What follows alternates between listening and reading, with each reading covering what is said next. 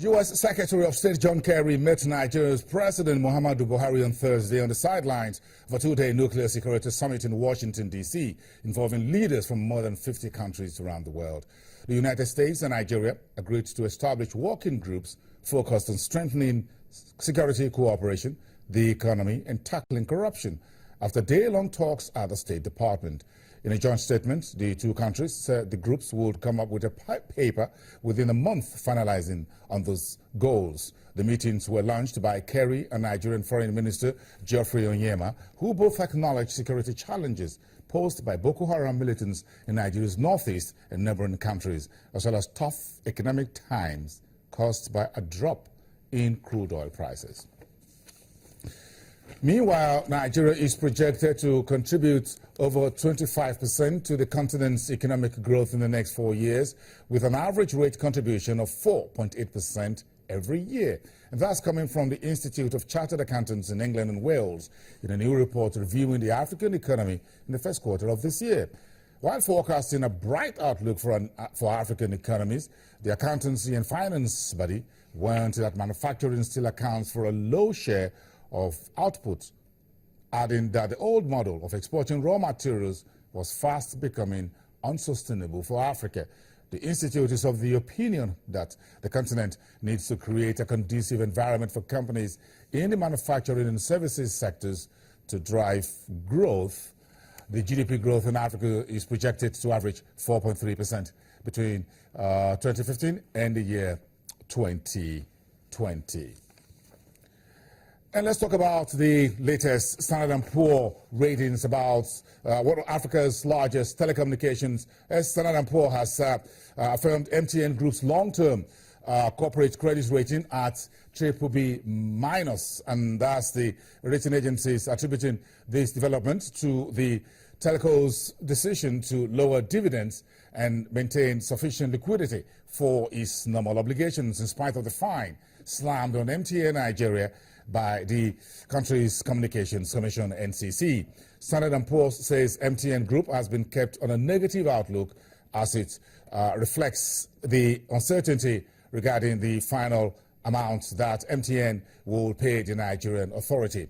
The rating agency also notes the increased sovereign risk related to Nigeria and South Africa, which contribute 35% and 27% of MTN's group's revenue, respectively. Let's step into Kenya, where farmers in the western part of the country are taking up sunflower farming, which they say is bringing in more profits compared to crops traditionally grown like maize and tobacco. Sunflowers have a short harvesting period of about 3 months, giving farmers a chance to grow the crop 4 times a year and find a ready market.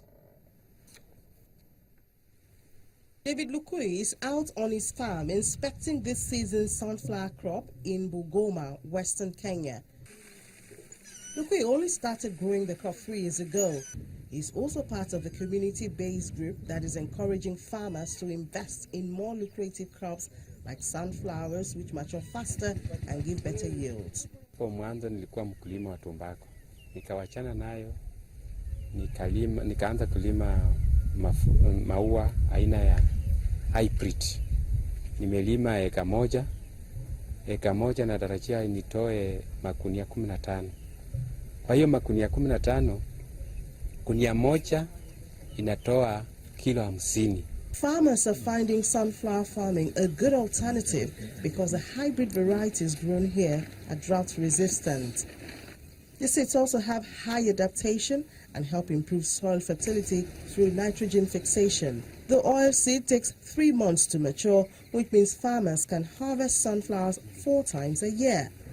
Growing health consciousness among Kenyan consumers has seen the sunflower market grow in recent years as people choose to buy cooking oils with unsaturated fats. Once we have selected, we now identify the male and the female sunflower.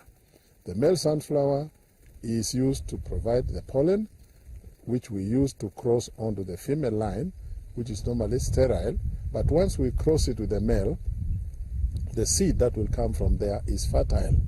So with that series of crossings, we now form what we call hybrids. Sunflower is one of the major edible vegetable oils consumed around the world. The oil is used for culinary purposes and in the manufacture of animal feeds, soaps, and cosmetics. Well, we'll return after the break to look at natural gas moving higher in recent weeks, sharing in the rally around the crude oil prices for the month of March, 13% that was. We have an interview from Gio Malandrino, VOA Channels TV correspondent from New York. That's coming right next.